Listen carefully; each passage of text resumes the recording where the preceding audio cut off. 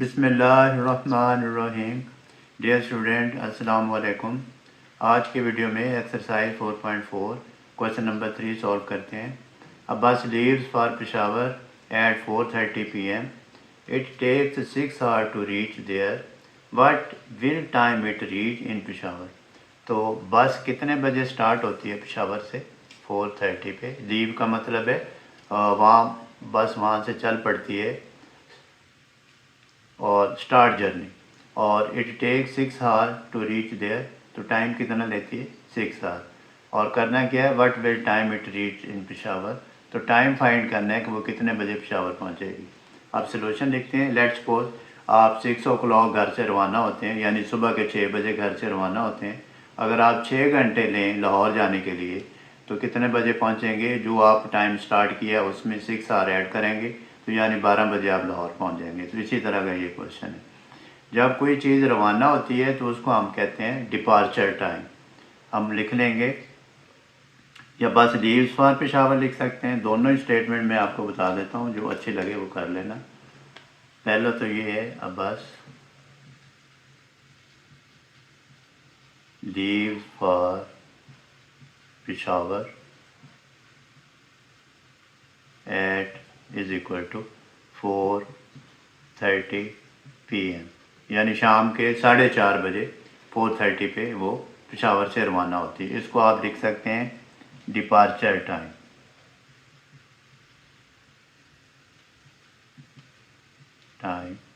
और बस ये भी आप लिख सकते हैं।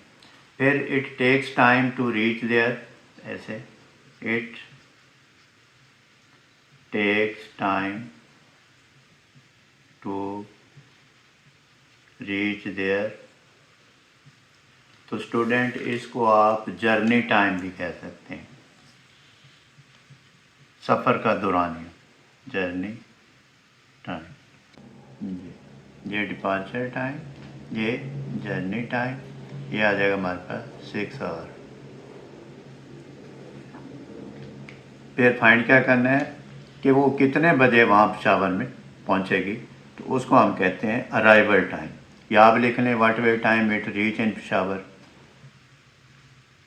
What will time it reach in Peshawar, ये हमने फाइंड करना है। या इसको हम कहते हैं अराइवल टाइम ऑफ बस इन पेशावर।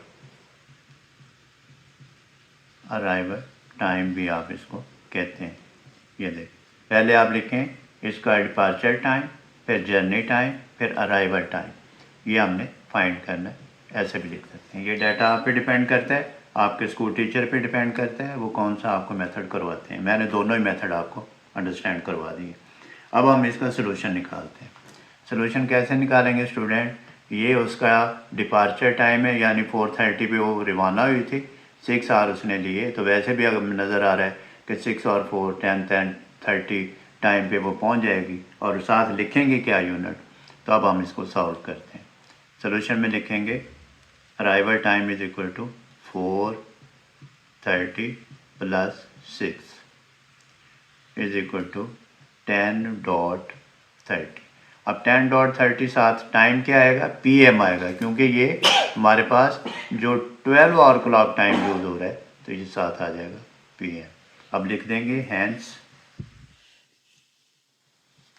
The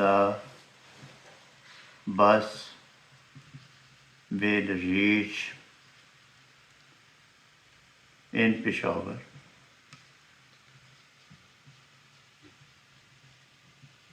at 10:30 PM। तो स्टूडेंट ये था question number 3। Question number 4 solve करते हैं। Nadia sleep 6 hours 30 minutes in a day. Today if she sleeps at 22:15 then on what time will she wake up.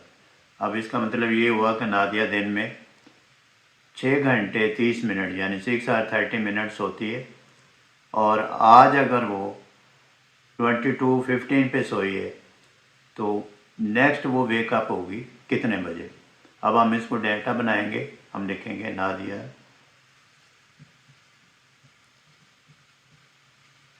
sleeps at a time is equal to 22.15। इससे पता चल रहा है ये 24 hour clock है, इसके साथ कोई यूनिट इस्तेमाल नहीं हुआ। फिर हम लिखेंगे नादिया स्लीप टाइम। नादिया ये सोती है कितने बजे, फिर स्लीप टाइम यानी कि कितना सोई है वो। नादिया स्लीप टाइम, सोने का कितना दौरानिया उसका या duration of sleep time. Nadia duration of sleep time is equal to 6 hours 30 minutes। फिर हमने फाइंड क्या करना है, what time will she wake up. तो फिर हम लिख देंगे when will she wake up is equal to find करना।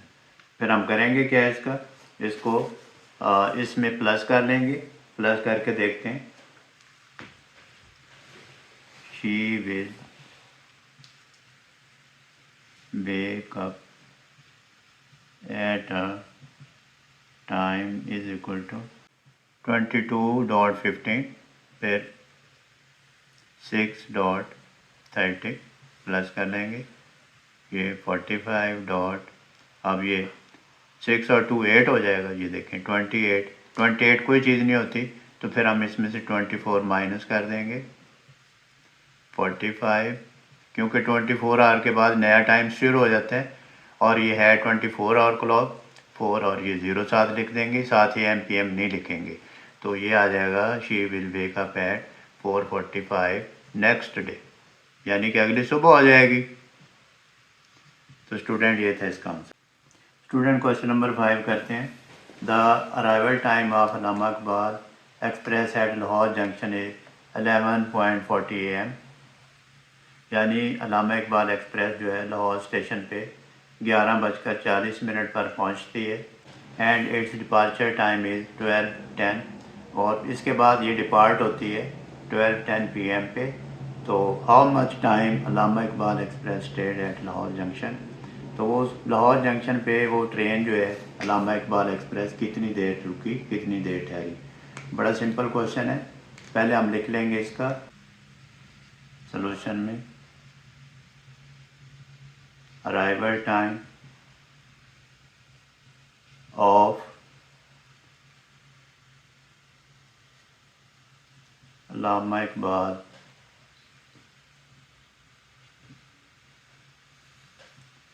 Express is equal to 11:40 AM। फिर इसका डिपार्चर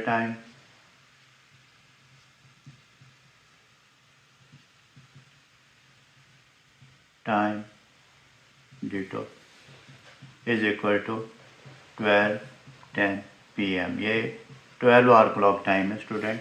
अब फाइंड क्या करना है हमने, उसका स्टेट टाइम फाइंड करना है। स्टेट टाइम एट जंक्शन, ये डिपार्चर टाइम है, ये अराइवल है। इसके दरमियान वाला जो टाइम है वो स्टेट टाइम है, हम लिखेंगे 12:10 माइनस 11:40। फिर इसको वर्टिकल फॉर्म में लिख लेंगे 11:40। ये आवर्स हैं और ये मिनट है हमारे पास। अब यहाँ से 1 बारो, क्योंकि 10 में से तो 40 माइनस नहीं होता, यहाँ से 1 बारो लेंगे। ये जब बारो लेंगे तो 1 हमने और बारो लिया, आवर बारो लिया, तो यहाँ है हमारे पास मिनट। 1 आवर में कितने मिनट होते हैं, 60 मिनट हमने बारो लिए, 10 मिनट हमारे पास पहले ही है, ये 60 लिख देता हूँ मैं। फिर ये हो जाएंगे हमारे पास 70, इसमें से ये 40 माइनस करने। जब 70 में से 40 माइनस करेंगे, ये देखें 0 और ये 3, तो ये 0 3 यहाँ लिख लेंगे। ये ऐसे करेंगे 0 और ये 7 माइनस 4 3 हो जाएगा, डॉट डॉट, ये 0 0 आ जाएगा। अब ये हम इसको 0 0 लिख तो लिए है, लेकिन हमने शो साथ करना है। ये हमारे पास टाइम आ गया, ये 30 मिनट और 0 आवर। फिर हम इसको लिख देंगे इज इक्वल टू 30 मिनट्स। तो स्टूडेंट हम लिखेंगे hence the stay time of express at junction is equal to 30 minutes. Student ये था इसका आंसर। आप प्रैक्टिस करें, 12 आवर 24 आवर क्लॉक को अंडरस्टैंड करें। Practice makes a man perfect. अपना बहुत सारा ख्याल रखिएगा। अल्लाह हाफिज़।